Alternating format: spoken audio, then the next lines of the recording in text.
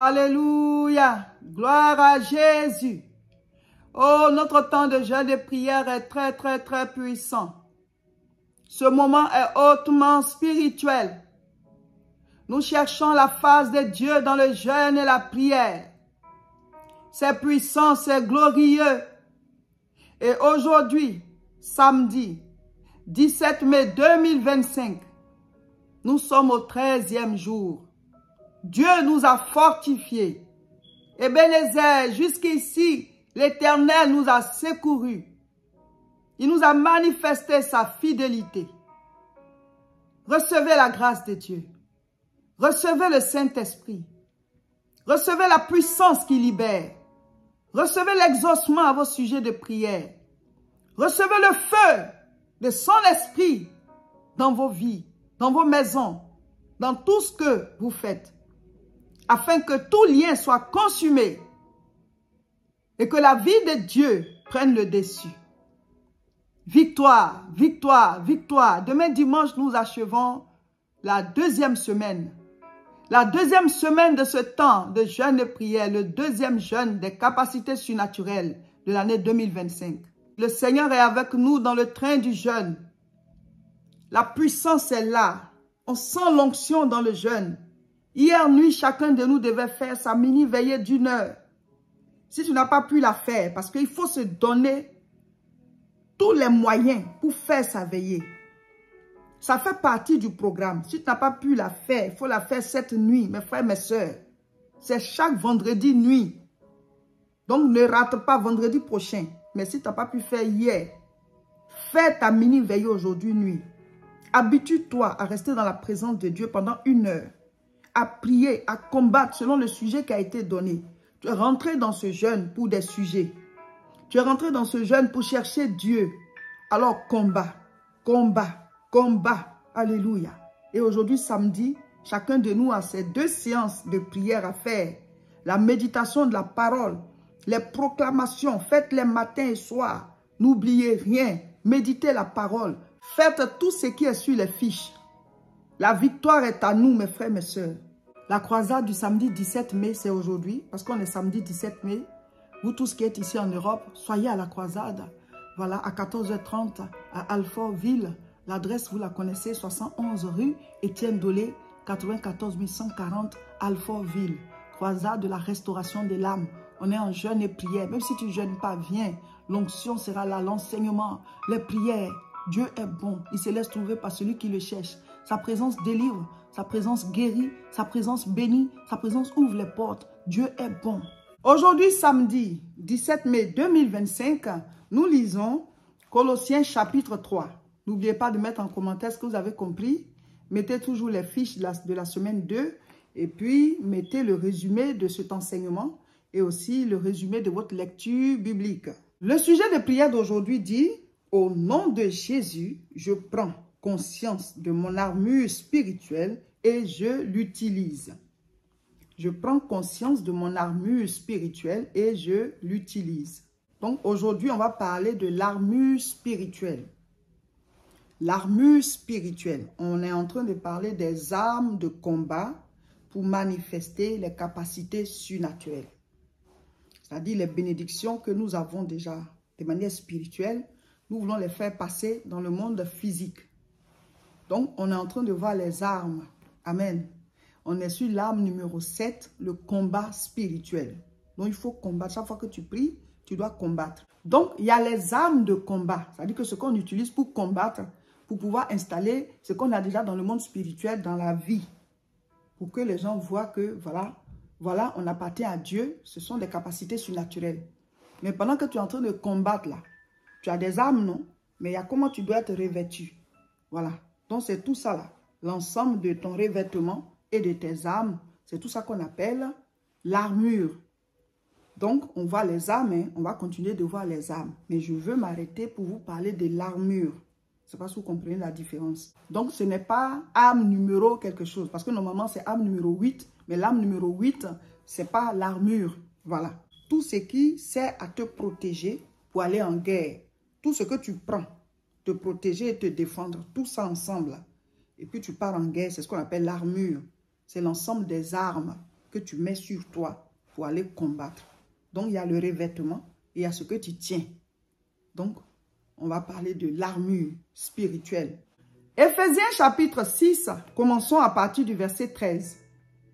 C'est pourquoi prenez toutes les armes de Dieu. Donc ici, déjà, il dit de prendre toutes les armes de Dieu, afin de pouvoir résister dans le mauvais jour et tenir ferme après avoir tout surmonté. Maintenant, à partir du verset 14, on cite maintenant les différentes choses qui doivent être sur nous. C'est l'ensemble de tout ça qu'on appelle l'armure. Donc, je cite. Éphésiens 6, verset 14. Tenez donc ferme, ayez à vos reins la vérité pour ceinture. Revêtez la cuirasse de la justice. Verset 15. Mettez pour chaussure à vos pieds le zèle que donne l'évangile de paix. Verset 16. Prenez par-dessus tout cela le bouclier de la foi avec lequel vous pourrez éteindre tous les traits enflammés du malin.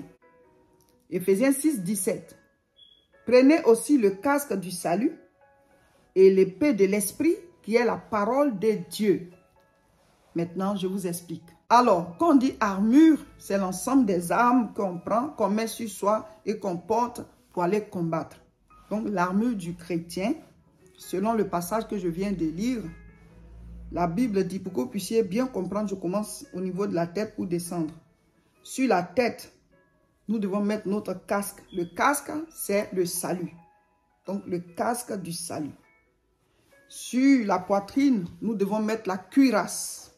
La cuirasse, c'est la justice. La cuirasse de justice. À nos reins, nous devons mettre la ceinture. La ceinture de vérité. À nos pieds, nous devons mettre les chaussures. Des chaussures pour aller combattre. C'est quelles chaussures? Les chaussures du zèle de l'évangile. Amen. Maintenant, on doit tenir notre bouclier pour aller combattre et on se protège. Le bouclier, c'est le bouclier de la foi. Et notre épée, c'est l'épée de la parole. L'épée de la parole. On avait déjà dit ça. Voilà, quand on a parlé de la parole, c'est notre épée. Quand le diable est venu tenter Jésus, quand il dit à Jésus, Jésus répond, il est écrit. Finalement, lui aussi disait, il est écrit. Jésus dit, il est écrit. Donc, c'est la parole là qui est l'épée. C'est avec ça que chacun essaie de piquer. Amen. Maintenant, si tu ne connais pas la parole, ça veut dire que ton épée elle est petite comme ça. Ou bien tu ne connais pas du tout, ça veut dire que tu n'as pas d'épée même. Notre bouclier, c'est la foi. Et notre épée, c'est la parole. On l'avait déjà dit quand on a vu la parole. Donc ici, on est en train de voir l'armure du chrétien. Ce qu'on prend pour s'habiller, voilà, dans le monde spirituel. Et nos armes qu'on tient pour combattre. On est en train de voir des armes pour faire, voilà, venir ce qui est dans le monde spirituel, dans le monde physique. Mais ici, on définit même l'habillement qu'il faut avoir. Amen. Donc, le casque du salut, pour pouvoir bien retenir, là, commencer par la tête, tu t'habilles, tu mets ton casque. Ou alors, tu commences par les pieds, tu mets d'abord ta chaussure, la chaussure du zèle de l'évangile. Ta ceinture, c'est la ceinture de vérité que tu mets. Maintenant, la cuirasse, c'est la cuirasse de justice. Amen. Le casque du salut, le bouclier de la foi, l'épée de la parole. Donc, on peut recommencer. Si vous voulez commencer par la tête, ou bien vous commencez par les pieds, vous allez retenir ça. Donc, on va commencer par la tête. Le casque du salut. Ici, la cuirasse, c'est celle-là qu'on met. On ferme ici, on ferme là. C'est comme ton habillement. Voilà. Mais habillement de guerre. Ça couvre pour cacher, voilà, les organes vitaux. Ça couvre là. Et on a la ceinture de vérité que tu mets à terrain. Et quand tu t'habilles, il faut une ceinture pour retenir tout ça. Maintenant, on dit tes chaussures là, c'est le zèle de l'évangile. Maintenant, dans tes deux mains là, tu tiens quoi ici? Le bouclier. Le bouclier là, c'est la foi. Et maintenant, l'épée, c'est la parole. Ton épée là, c'est la parole de Dieu. Donc, si vous voyez bien l'image que j'ai faite, vous allez retenir facilement. On a déjà lu le verset, donc je vais vous expliquer ça comme ça pour que vous puissiez retenir. La Bible dit quoi? Nous, les enfants de Dieu, on n'a pas à lutter contre la chair et le sang. C'est-à-dire que notre guerre, notre combat, ce n'est pas contre les êtres humains. Souvent, on dit à telle personne est sorcière, et puis on fait des histoires avec la personne. Ce n'est pas notre combat, ça. Parce que nos armes de combat ne sont pas charnelles. Ce sont des armes spirituelles. Donc, tu n'as pas à combattre quelqu'un physiquement. Le revêtement spirituel, je vais citer et expliquer au fur et à mesure. Dans le monde spirituel, notre casque, notre armure de combat, là, il y a un casque. Le casque, là, c'est quoi? C'est le salut. Ça veut dire quoi? Tu ne peux pas faire de combat spirituel si toi-même tu n'es pas d'abord sauvé. C'est une affaire de chasser les démons. Donc, il faut d'abord donner ta vie à Jésus. C'est pour ça que dès le départ, je l'ai dit au début du jeûne, tu ne peux pas bénéficier des choses du royaume pendant que tu n'es pas né dans le royaume de Dieu. Donc, sur ta tête ici, là, il faut qu'il y ait le casque du salut. Est-ce que tu es sauvé? Est-ce que tu es né de nouveau? Est-ce que tu as donné ta vie à Jésus? Porte ton casque. Nous tous qui sommes dans le combat là, on a notre casque du salut. On est sauvés. Ça ne sert à rien d'avoir toutes les richesses du monde et puis après tu vas en enfer. Donc le casque du salut, ça symbolise que toi, tu es né de nouveau. C'est ça notre casque. On a donné nos vies à Dieu. Nos pensées à Dieu. Tu ne peux pas dire que tu portes le casque du salut et tes pensées là sont obscènes. Quand tu es là comme ça, ce sont les mauvaises pensées seulement. La Bible dit sainteté à l'Éternel. C'est ça qui doit être sur nos fronts. Amen. Donc, le casque du salut. Es-tu sauvé? C'est ça notre casque. Donc, si tu n'es pas sauvé, tu n'as pas encore donné ta vie à Dieu. Dans le combat, là, toi, ta tête est nue. Hein? Ta tête est nue. Amen. Ensuite, la cuirasse de justice. C'est quoi une cuirasse? Une cuirasse, c'est comme actuellement les gilets anti-balles. Voilà. Donc, ils ont fait ça un peu plus petit maintenant. Les gens, ils portent quand ils vont, par exemple, si c'est les policiers ou bien les gendarmes, en tout cas des gens qui sont dans l'armée ou bien qui jouent un rôle de l'ordre, de maintien d'ordre, ils portent des gilets anti-balles. Pour certains. Mais sinon, à l'époque, avant, c'était des cuirasses. Alors, la cuirasse sert à protéger. La manière dont le casque protège ta tête, la cuirasse protège tes organes vitaux. D'ici là, jusqu'au bassin, ça doit couvrir. Ça doit couvrir jusque là. Parce que si on t'a atteint en pleine poitrine ou même dans le ventre, ou bien même au cou ici, c'est très dangereux parce que tes organes vitaux sont à l'intérieur. Et les gens, ils combattaient avec des épées, avec des lances, avec des javelots. Donc, il fallait des choses qui protègent ici. Parce que si ça plante, ça rentre, tu es mort en même temps. Donc, de la même manière aujourd'hui, avec les balles que les gens tirent, ils ont aussi fabriqué des gilets anti-balles. Donc, c'est ça la cuirasse. Ça protège les organes vitaux. Tu portes ça sur toi pour aller combattre. Comme ça, quand l'ennemi tire, ça ne rentre pas pour te tuer. Donc, c'est comme les gilets anti-balles maintenant. Alors, la Bible dit ça là, la cuirasse là, c'est la justice. On a dit dans le royaume de Dieu, la justice de Dieu se manifeste à travers sa parole. À travers sa parole. Donc, toi en tant qu'enfant de Dieu, il faut que tu sois d'abord justifié par le sang de Jésus. C'est-à-dire sauvé. Que tu aies présenté tes péchés au Seigneur pour qu'il te lave. Donc, tu es justifié. La cuirasse de justice. Maintenant, toi-même, dans ta vie, pratique la justice. La justice de Dieu. La justice aussi dans la vie normale. Parce que toi, c'est ta cuirasse. C'est ça qui te protège. Face à une situation, sois du côté de la justice. Toi, sois un enfant de justice. Parce que c'est ça qui protège tes organes vitaux dans le combat spirituel. Il faut que tu vives selon la justice de Dieu. Il faut que tu vives comme quelqu'un qui est justifié. Tu ne peux pas retourner vivre dans le péché. Tu es justifié. Tu es juste. Pourquoi? Jésus-Christ est mort pour toi. Donc tu as été justifié. C'est ça qui couvre ici. Satan, tu ne peux pas m'atteindre. Ma justice ne vient même pas de moi. J'ai été justifié. C'est ça ma cuirasse. J'ai été justifié. Mes péchés ont été effacés par miséricorde. Et moi, j'ai cru et je l'ai reçu. Donc c'est ça qui est ma cuirasse. Désormais, je vis selon la parole de Dieu. Je vis selon la justice du royaume. Cherchez premièrement le royaume de Dieu et sa justice. Et toutes les autres choses vous seront accordées. Désormais, moi, je marche selon la parole. Et ce que tu n'arrives pas à faire, prie pour ça. Seigneur, je veux chaque jour grandir afin que cette cuirasse de justice qui est sur moi reste et qu'elle soit encore même fortifiée. La cuirasse de justice.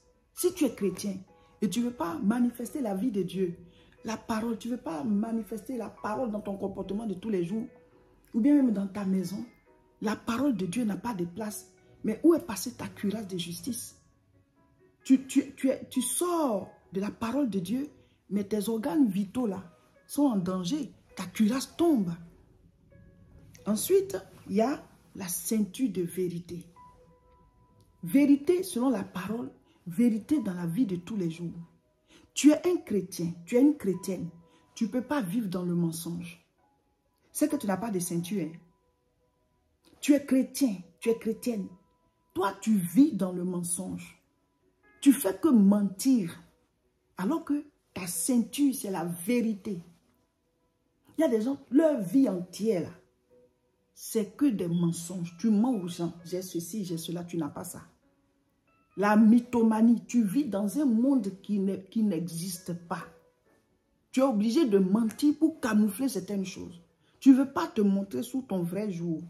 On n'a pas dit de donner tous ces secrets aux gens. De livrer sa vie. Celui à qui tu n'as pas de compte à rendre, tu n'es pas obligé de lui dire certaines choses. Mais ne vivons pas dans le mensonge. Faire paraître une certaine image qu'on n'est pas. Soyons nous-mêmes. On n'a pas dit de donner tous ces secrets aux gens. De livrer sa vie. Celui à qui tu n'as pas de compte à rendre, tu n'es pas obligé de lui dire certaines choses. Mais ne vivons pas dans le mensonge. Faire paraître une certaine image qu'on n'est pas. Soyons nous-mêmes. Tu dois savoir que ta ceinture, là, c'est la vérité.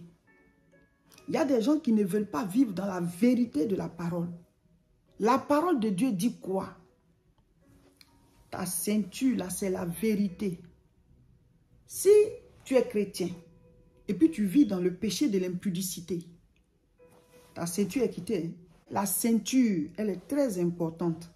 Parce que c'est la ceinture qui tient tout le reste. Même l'épée, là, on trouve une manière d'accrocher ça à la ceinture.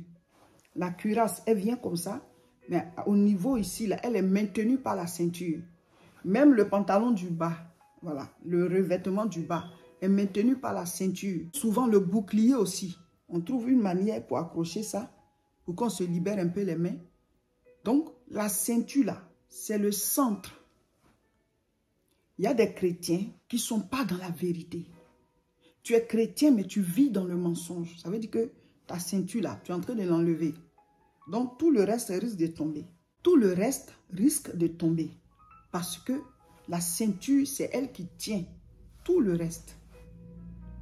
À part le casque qui est en haut ici, et puis la chaussure qui est en bas.